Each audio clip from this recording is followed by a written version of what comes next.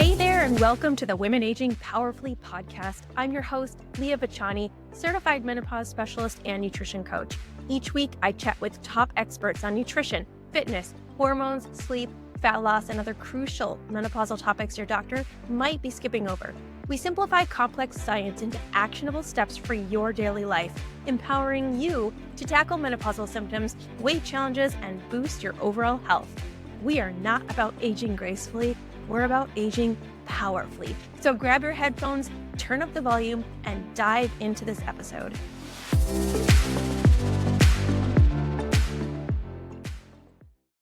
Hey there, it's Leah Vachani, certified nutritionist and menopause specialist, and your host of the Women Aging Powerfully podcast.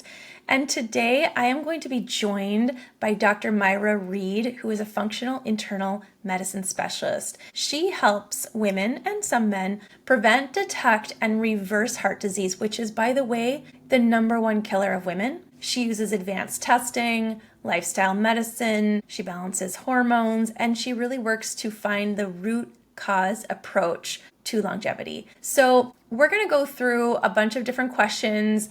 We actually kind of, go here and there and everywhere, but it all comes back to heart disease.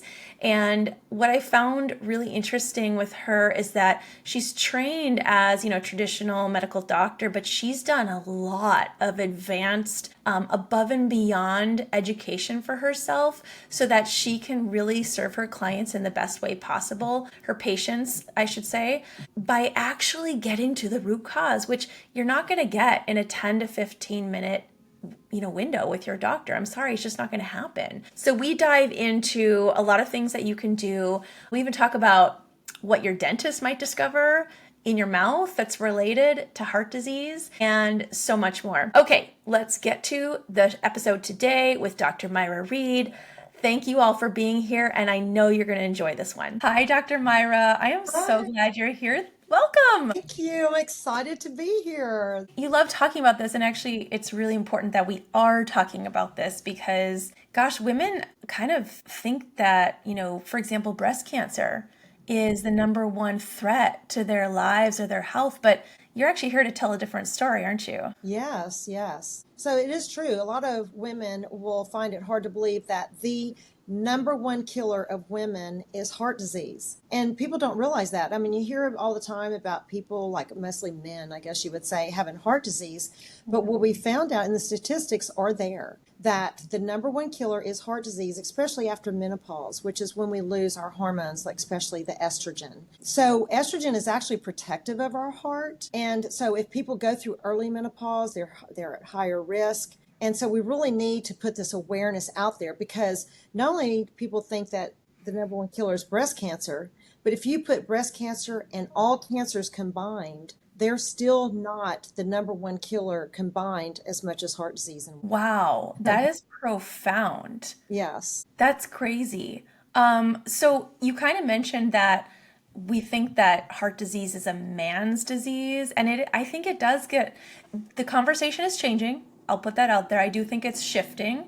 But why do you think that we are still, women, we are still being overlooked when it comes to heart health? What's going on? I mean, it's just amazing how women really, and I hate to say this, but I think that we as women get put off like when you have symptoms that are not typical.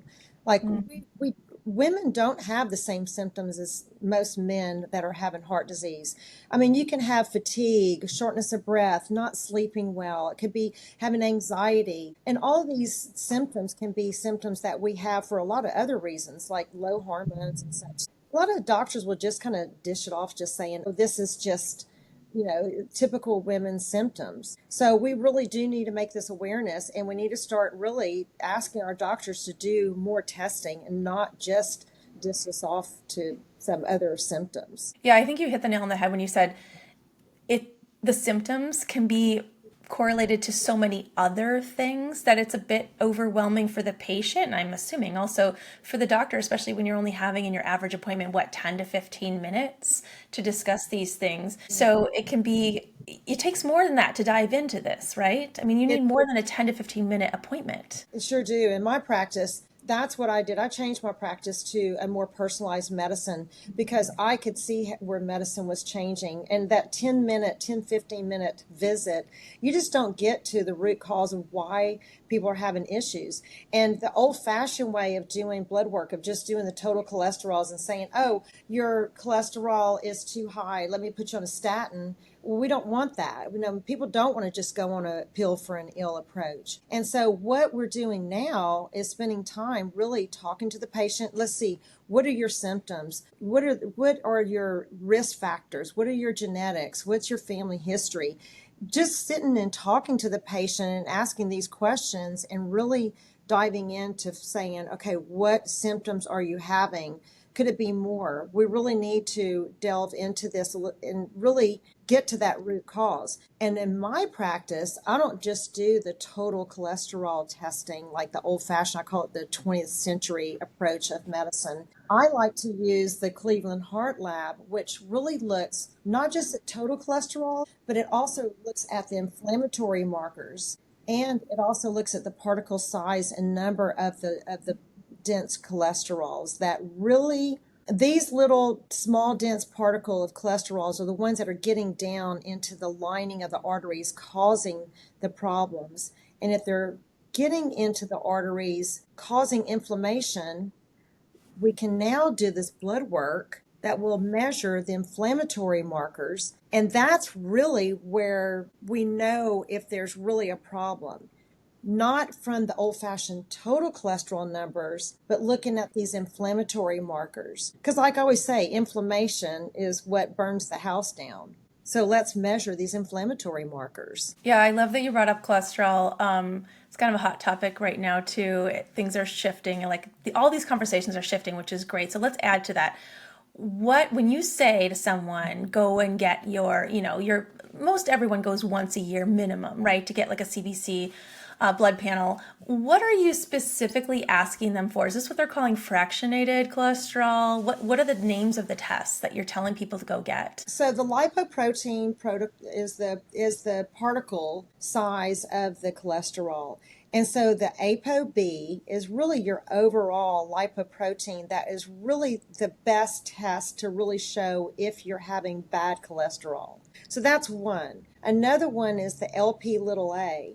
And that's more of a genetic, small, dense particle that gets people in trouble, that can cause inflammation of the arteries and plaque formation, which is really that is what's causing the heart disease, is this plaque formation and this inflammation. And so if you're adding those particle numbers, the size, some inflammatory markers like the HSCRP, the oxidized LDL. These are all little markers that most doctors are not doing, that are advanced cholesterol markers. That really is the way labs need to be done now. This is going to tell you more about your heart disease risk than just doing a total cholesterol panel. I know this is a lot of information, and when my patients come in, I will do this panel, and then I'll go through slowly and take each category and really kind of talk to them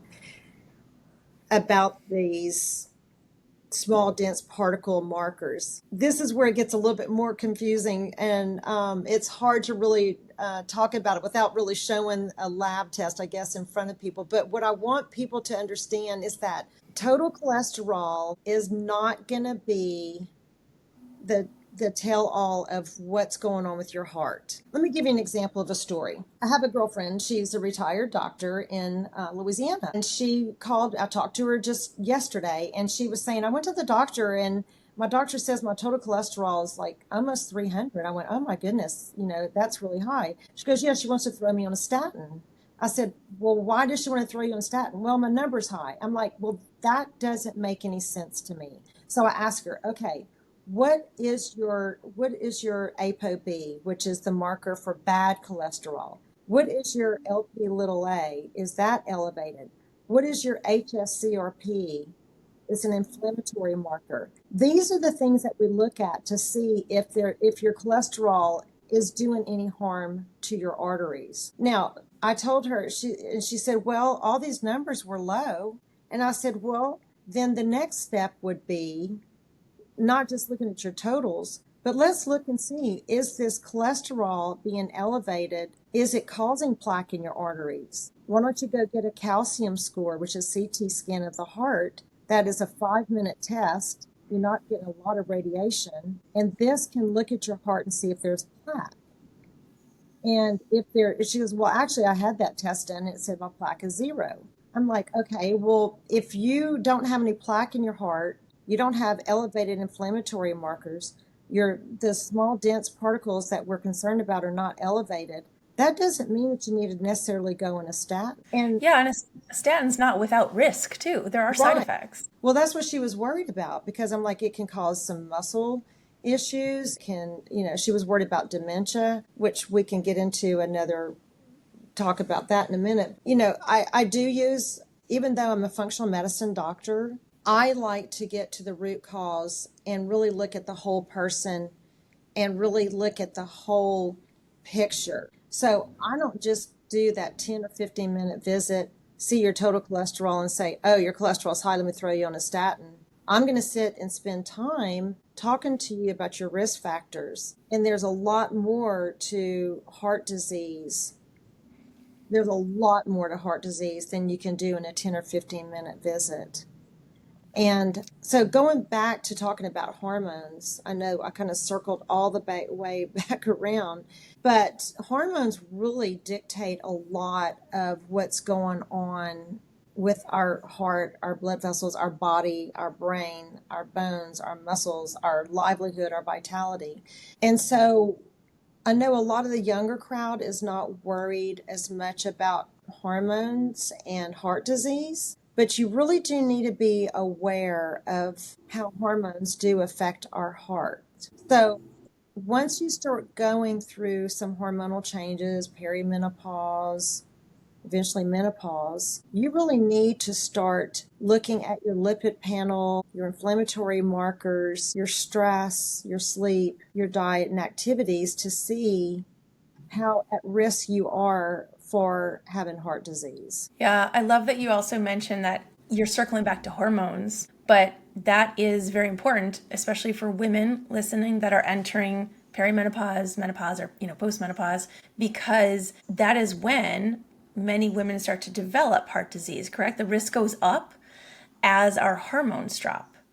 And so Yeah. hormones are intricately related to our heart health and our cholesterol and everything else that you mentioned. Nothing is in isolation. So when you go through these hormonal changes, your estrogen drops. And estrogen is protective to our heart and our blood vessels, as well as our brain and other organs. But once you go through these hormonal changes, then your inflammatory markers will go up. And when your inflammation markers go up, then you start having more risk of hypertension, plaque formation, increased stroke, heart attacks. So all of these are the things that we are concerned about as women as we age, because this is, like I said, the number one killer. So if you're having symptoms of like some shortness of breath or anxiety or maybe indigestion, or just like your exercise capacity is not where it needs to be, and you're worried about, could this be my heart? And like I said, if you need to go to the right doctors that will really spend the time and listen to you, and then you go, okay, I don't want just the standard cholesterol panel. I need these inflammatory markers, these fractionated lipoprotein markers, and all of this put together, and see, are you at risk for heart disease? And you have to really go to someone who's going to really not just gaslight you, but really take you seriously and want to take this to the next level of really looking at, could it be your heart? Because you don't want to be that statistic. Yeah, I find, so even as a nutritionist, I actually help sometimes educate women on how to ask their provider for the right tests, because many, as you mentioned, many providers don't give the entire panel. For example, thyroid. Thyroid's a good example because most people are getting two markers, perhaps, TSH and T3, and we educate people ask for the full panel so you can get the full picture. And at least you have those numbers then. Because sometimes finding a practitioner that knows how to interpret all these labs, it's actually really difficult for women. I'm not saying don't look for them, but sometimes it's hard to find, you guys. Well, it is. And that's why I spent a lot of time learning and really studying the more advanced things because medicine changes. It's so fast. Things we if you don't stay on the cutting edge, you get left behind. And that's why I'm saying, and it's not really the doc. I feel bad when I say this. I mean, doctors only know what they know, and they're so busy trying to fight the system that they don't have the energy or the time to really do this background of really learning what really matters and how to really detect early disease. And so what the way medicine is now is people wait till something happens and then they try to herp and fix it and backtrack it. And in this day and age, and that's why people are listening to your podcast and videos is because they want to know. They want to stay on this cutting edge of science and knowledge because knowledge is power. And so when we know that there are better ways and early detection, then that's what we need. And there are ways. So you need to find a doctor who takes the time to learn. And that's usually people like us, functional medicine. Now, I'm a traditional internist. I was trained traditional medicine, but I have actually taken the initiative and the time and the energy and the money to spend learning all of this extra stuff because my whole goal is to help patients to live the longest they can and have the best vitality and keep going and I want people want to be traveling and playing with their grandkids and having the energy to do all the fun things you want to do in life. Yeah, I talk a lot about it's not lifespan, it's health span, right? It's how healthy are you in your 70s, 80s, 90s, however long you're blessed to live. Like it's not about the years, it's about the quality of life as well, even more importantly. So go for health span, not lifespan. Can we, Dr. Myra, can we shift a little bit here? And I would like to talk about lifestyle because it can't, getting the data, getting the lab tests done, identifying whether you're at risk or not based on those numbers is very important. There's a whole nother side of this too, right? Lifestyle plays a huge role in heart disease. So what are some of the biggest mistakes that you see people making when it comes to things like diet, exercise, stress, sleep, all of those things? Well, when you said sleep, I mean, I always say sleep is precious. And, as women, we do need 7 to 8, some people maybe a little bit more sleep. And sleep quality is what's really important. Um, so to me, if you're struggling with sleep, you're not sleeping well, you're waking up tired, you're having fatigue during the day, then you really need to get that addressed and find out why you're not sleeping well and make sure you don't have sleep apnea. Because if you're not sleeping well, you're not cleaning your brain at night. If you have sleep apnea, you're not getting oxygen to your brain or your heart or your vital organs of your body. So all these things need to be addressed for sure. So I always talk about the lifestyle factors of sleep. Diet is huge. The Mediterranean diet, hands down, a lot of people talk about different kinds of diets, this and that, and everybody's individual and some diets may work better for others. Across the board, all the studies and the research has shown that the Mediterranean diet is the number one diet, especially for heart disease. So it's hard in America to stay away from processed foods. I know we fast foods and everything. It's really hard to find clean, organic, wholesome, healthy foods. And so we really have to work hard at doing that. And I always tell people if you have a busy lifestyle, then do meal planning. And I even offer on my website a 7-day meal plan for people because they don't know where to start. I'm like, just start simple. And then the other thing is, when we talk about diet is one thing, but nutrition, which plays a part with diet. Like I said, that wholesomeness, you need whole foods and good vegetables and, that are organic for the dirty dozen. Get enough protein. A lot of people don't get enough protein. And that's so important. And then exercise or activity. I mean, you don't have to go out. I mean, and over exercise, that's just as bad as not exercising enough. I mean, but moderation, movement every day. We sit too much. A lot of people just like, my goal is to get up in the morning and go to the gym in the morning because that's when I know I'm going to be my best. And everybody has it different, but I know I'm going to get it done. But yeah, I mean, I think people can go out and walk, they can garden, they can play pickleball. There's a lot of different ways. You just got to find one that you would love and that you're consistent with, because lifestyle plays a huge part in longevity, vitality, and just having that good quality of life. Yeah, and I think, one thing that we kind of talk about a lot behind the scenes, but I think is so overlooked, is that all of these things that you just mentioned, sleep, stress management, movement, diet, those are foundational. So no matter what, if you need to go on some medication, maybe you need hormone replacement therapy, maybe you need some other intervention, it doesn't really matter where you're going with your health journey. You have to have the foundation, or all those other things won't be as effective, or they won't be working as well as they could be. So I love that you said all that. It's music. As a nutritionist, it's music to my ears. Well, that's why, when you're talking about hormone replacement and such, and, I think, I know I'm a big proponent of hormone replacement with the bioidentical natural hormones. But I tell people all the time, they're like, I just need my hormones fixed. I'm like, well, if you don't fix your stress, you're going to have that cortisol steal that's going to take priority, and it's going to pull away from your good hormones. And so you can keep throwing hormones at your body, but if you don't fix that cortisol, that stress first, it's going to be hard to balance your hormones. And like you said, thyroid is another part of our hormone cascade. So there's a lot that needs to be looked at. And that's why I'm glad you said about the 10 or 15-minute doctor visit. I just don't see how you can go in and have everything looked at in that short period of time. And Yeah, I think that's the problem, right? With our society, for better or for worse. I mean, I feel bad for the doctors too. They've been kind of like thrown into this system, which is not serving anyone. It's not serving the doctors, it's not serving the patients. And our whole society is geared towards this quick, in and out, pill to fix everything, like slap a band aid on it, out the door you go.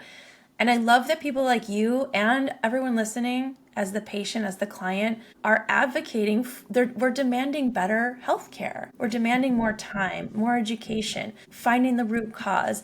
And everyone listening, when you ask your doctor, when you look for more education, when you empower yourself, you are changing the system every time you do that. So I think that's really good yeah, to. and it is hard, but I think people are smart. I mean, there's so much now, and I always say Dr. Google. A lot of people find Dr. Google, but I think Dr. Google creates a lot more anxiety and a lot more confusion. And That's uh, true. I get a lot of people coming in to see me because they're like overwhelmed, and they're hearing the next supplement and everything. They just, it's not just throwing pills at people, but people could be over supplemented as well. Oh my gosh, Dr. Myra, I'm so glad you said that, because that's literally half the time I spend with my clients is like, let's remove half of these Yes, supplements. yes, that pill fatigue comes from supplements as well. I mean, so, Yeah. but I Well, mean, I feel at first, I feel like I may have started a little bit too scientific with talking about this lab because it's hard to really kind of explain it, I guess. But main thing, I guess, we're talking about women and heart health. And I think a lot of people don't think about their heart as much as they should, because it's not just about the heart, but it's also about the brain. And anything that we're doing early on in life is going to affect us later on in life. And a lot of people are like, oh, I'm just worried about the now, which is great. I'm a now, live in the now type person. But I really feel like a lot of times, we really need to really emphasize our lifestyle factors early on and look at what are we doing to our bodies that is going to affect us. Because really, all in all, that's really, to me, like you said, the foundation. yeah. And I think, I think being specific though is very helpful. I get a lot of clients coming in and saying, well, what tests do I ask my doctor for? And, once they do push and ask, they often get them. So it was really helpful that you went into so much detail about that. I do have a question for you. And this is kind of a new topic that is being discussed more and more.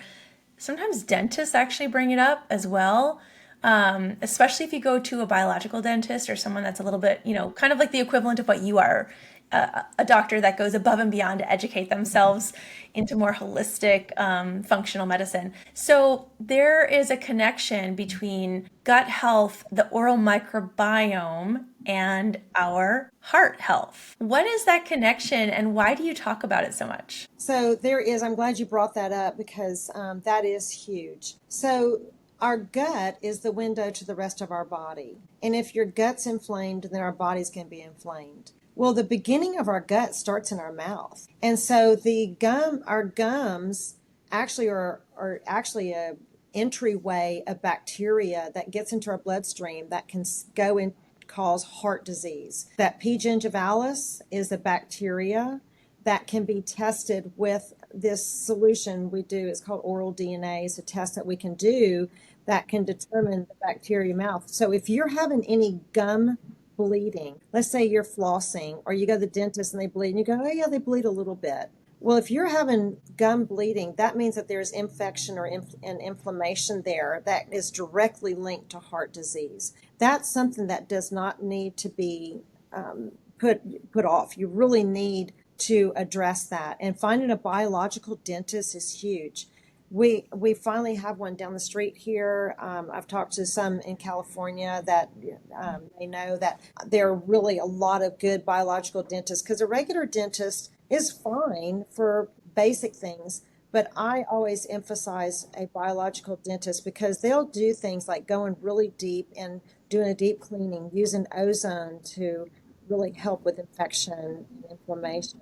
But I'm a big proponent of gum disease and prevention of heart disease through the oral microbiome. Yeah, obviously addressing gut health is really important and dialing that in. That could be a whole nother series of podcasts, to be honest, like hours and hours and hours of talking. Is there something kind of like a very quick action step people could take today? Like, is there like a DIY mouth rinse that you could do at home? Or is there something they should be eating? Or is it a xylitol gum? So there is a lot of that stuff. The first thing I would say, yes, if you're having bleeding gums, then go to your dentist and really get some deep cleaning.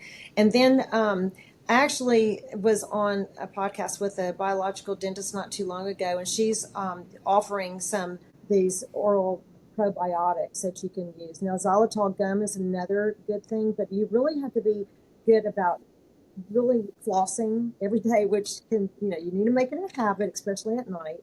Of course, brushing your teeth, using a lot of these special toothpaste that are fluoride free now are a big thing to use. Staying on top of getting your dental cleanings and such. But if you're having bad breath or anything like that, I would seek a biological dentist to really visit. Like I said, if I see people on my blood test on that panel, that Cleveland Heart Lab panel that I used to, for my blood draw on my patients, if I see that inflammatory marker, the HSCRP, if I see it elevated, then I'm going to do the oral DNA mouth solution to send it off to see what the bacteria levels are.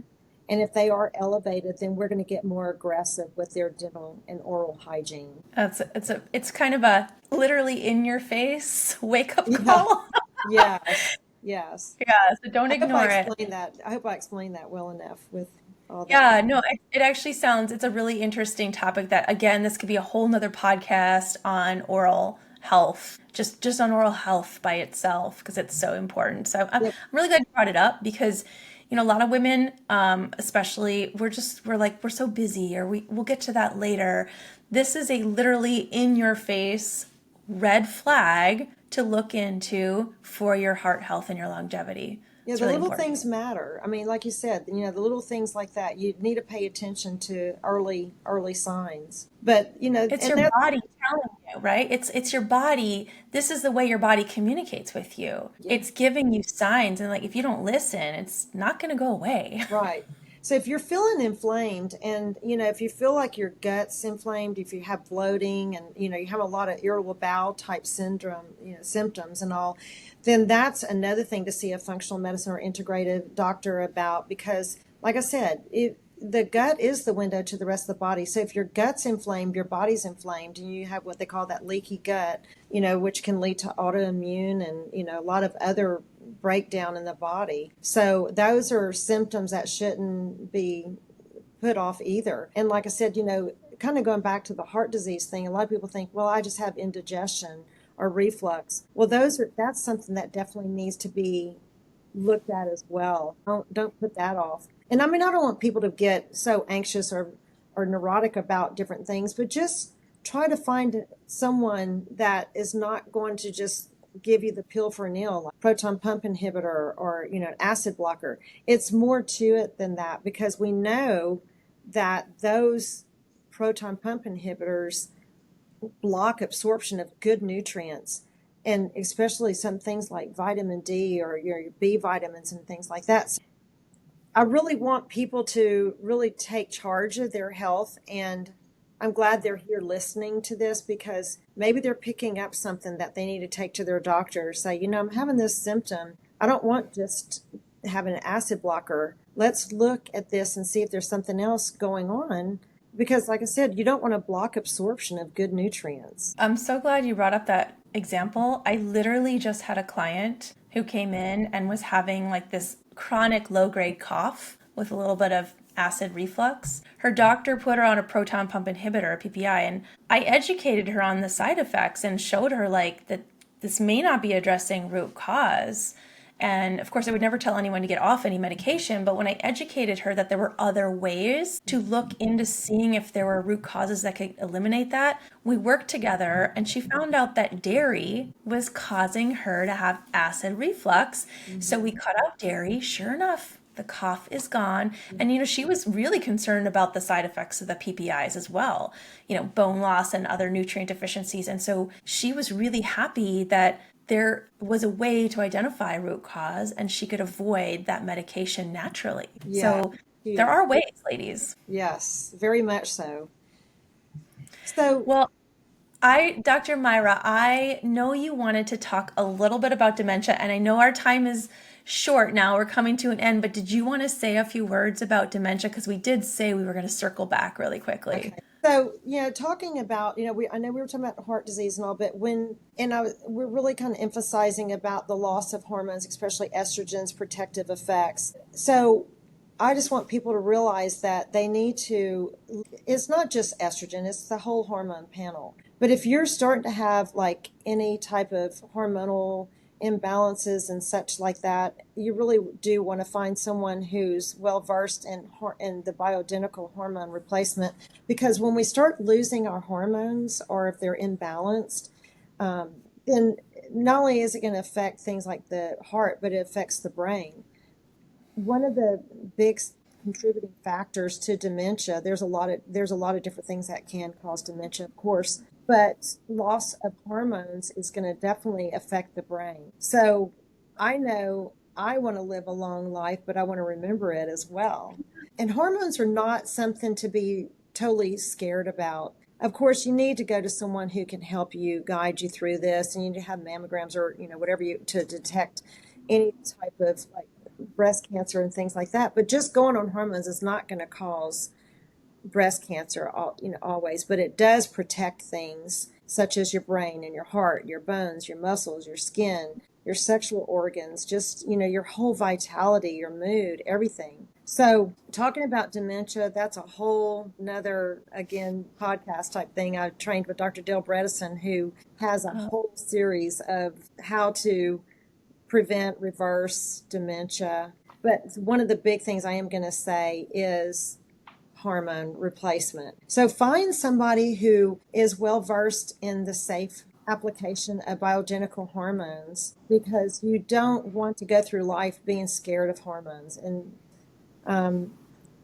hormones are definitely life changing. And we know that not only is loss of hormones causing the number one killer of women, heart disease, but it also is the number one thing that decreases women's quality of life. Yeah. And so, I mean, think about just the urinary aspect of that, right? Like if you are having chronic bladder or UTIs, infections down there, and then you potentially you lose control of your bladder because of chronic infections. I mean, it's like a domino effect, right?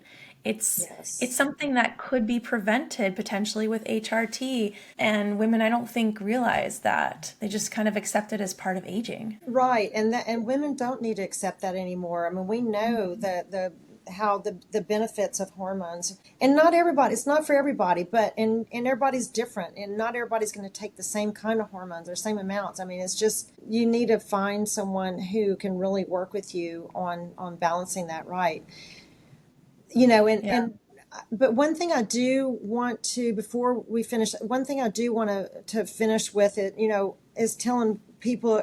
I know we were kind of talking about heart disease, how to detect it, and again, finding a provider who can do these advanced cardiovascular panels, like I said, the Cleveland Heart Lab or maybe the Boston Heart Lab, and not just your basic labs. But once you get these labs done and you've talked to someone and you look at your risk factors, it's not everything in life is not about labs. I mean, it's more to it. So find someone who you can talk to and that'll listen to you.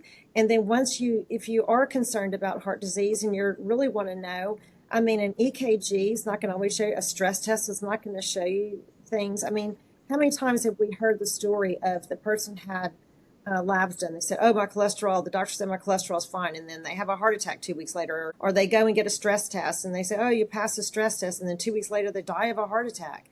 I mean, we hear stories like that all the time. Now we have more advanced testing. I know now people are starting to do more of the calcium score, looking at calcium of the heart. But now we also have this artificial intelligence, this AI, that can take these angiograms that can easily be done at a radiology office that has the software. They can send it to these companies that run this artificial intelligence, and you can actually look at the arteries around the heart and see if there's plaque, if there's stenosis, if there's inflammation, if there's risk for heart attack or stroke in people now. So I really encourage your listeners to try to find people who take that extra bit of looking at the heart. Now we have this technology. So just finding the right people, and I don't really know where to tell people to go and look in their area, but I'm just saying it's out there. And so be proactive and really find the right providers that are going to take that extra bit of looking not just your totals or the basic old fashioned labs I say anymore. There's so much more now that we can really be. Yeah, I love that you said that. So, Dr. Myra, if people are concerned, they're listening today and they're thinking, okay, I want to do something. I'm ready to go. I'm inspired. I want to take action right now.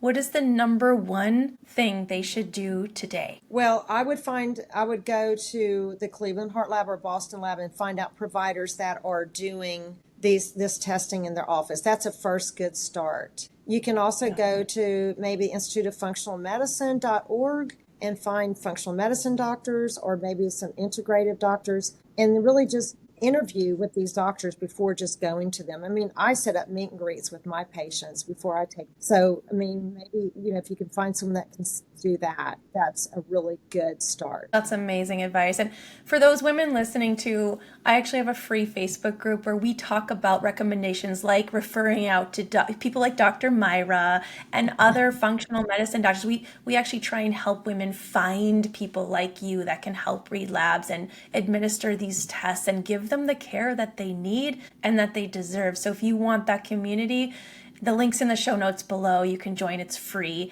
Dr. Myra, you also have a really fun tool or a gift I should say a gift, because I think you have a couple things, but what is the heart health questionnaire? Can you talk a little bit about that? So I just started this recently on my website trying to get people so that they can find out, okay, how concerned do I need to be? Do I need to find a provider that if you're worried about your heart, I do have on my website a heart health questionnaire that people can download and just score to see if there's something that they need to be concerned about. I mean, it's just a little screening tool for people who need answers. That's a good way. Or if you feel like it's hormonal imbalance and you're concerned about that, I also have a hormone questionnaire as well. And Yeah, and I'll put the links, by the way, for anyone that's like, where do I find it? I'll put the yeah, links in the show notes. yeah, it'd be at my website, drmyrareed.com. You can just go to my website and download those as well. Yeah, well, that's amazing. That's going to be so helpful for women. Yeah. Um, Everyone go and run and do the questionnaire, download her meal plan, and join the Facebook group that you can ask more questions about. Before I let you go, Dr. Myra, I have to have a little fun here with you. It's not all doom and gloom here. I like to end on a happy note. So, tell me one interesting fact about you that maybe most people don't know, at least, outside of your circle of close family and friends. Something interesting. Well, I think one of the things people would be really surprised that I have a farm with a bunch of goats and burros and chickens and ducks and uh, all kind of animals that I really, growing up, I grew up in South Louisiana, kind of a little bit of a tomboy, and I guess always wanted to be a vet. So this is my way of, I became a person doctor instead of an animal doctor, but I can still have my animals on the side. That is So amazing. You can coin yourself the functional medicine farmer now or something. yes, yes, yes. Oh my gosh, that is amazing. Well, you have really enlightened us on, heart health and what to be aware of and what to look for, what to ask for, how to advocate for our health and, to take action now, today. So thank you so much. And I really appreciate you being here. Well, I appreciate it. I know it's a little technical at first, but I want people to know that there's more out there that can really help people take charge of their health and look for things that really aren't the norm always. And but no, I appreciate you having me, and I love talking about all this and anything functional medicine, of course. Yeah, we like to geek out on all this stuff. So this was great. Thanks, Dr. Thank Myra. you. Appreciate it. Hey, lovely listeners. Before we go, remember, this is just the beginning of our journey together. If you're excited to explore more about hormones, weight loss, and stepping into your power, check out leahvachani.com to see how you can join me in thriving through menopause. And don't forget to stay connected with me on Instagram at Leah Vachani for daily doses of laughs, inspiration, and insights. Until next time, stay fierce and fabulous and keep owning your journey wherever you are in the world.